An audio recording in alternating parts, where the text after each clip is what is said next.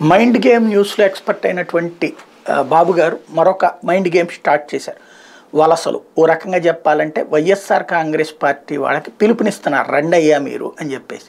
ఇప్పటిదాకా అయితే ఎవరు పెద్దగా వెళ్ళింది కనిపించలేదు. మొన్న నలుగురు వెళ్ళినటువంటి వాళ్ళు ఉన్నారు. ఇది ఎమ్మెల్యే టికెట్లు ఇవ్వనన్నప్పుడు ఆనం కావచ్చు, కోటన్ రెడ్డి కావచ్చు, తర్వాత శ్రీదేవి కావచ్చు, వీళ్ళ అందరూ మేకపాటి, ఈ నలుగురు వెళ్ళారు కదా. ఆ నలుగురు వెళ్ళారు. అదే సందర్భంలో ఇటు పక్కన నలుగురు వచ్చారు. అటు పక్క నుంచి వంశీ కావచ్చు, తర్వాత విశాఖపట్నం నుంచి ఒకటి, మరోవైపున ప్రకాశం జిల్లా నుంచి కర్ణం బలరాం కావచ్చు, గిరి కావచ్చు, మధ్యలో నలుగురు 4+4 లేకపోతే 4-4తో అక్కడ ఈక్వల్ అయిపోయింది. ఇంకా ఇప్పుడు వలసలు ఆ తర్వాతనైతే రావట్లేదు. వాస్తవంగా జగన్ సీట్లను మార్చేగానే ఎగబడిపోతారు అన్నటువంటిది ఫీల్ అయ్యారు. కానీ ఎగబడటానికి ఇక్కడ తెలుగుదేశంలో ఖాళీ లేదు కదా. తెలుగుదేశంతో పాటుగా జనసేనకు కూడా అక్కడ మళ్ళీ పొత్తుంది. రేపొద్దున బీజేపీని కూడా తీసుకొస్తే కనీసం 40 సీట్లు ఇద్దరికి కలిపి అన్న ఇవ్వాల్సి ఉంటుంది కదా. అప్పుడు వాళ్ళందరికీ ఇచ్చుకుని, తెలుగుదేశం వాళ్ళకి ఇచ్చుకుని, వైసీపీ నుంచి వెళ్ళి ఏం చేయాలి అక్కడ. కాబట్టి వలసలు వెళ్ళట్లేదు.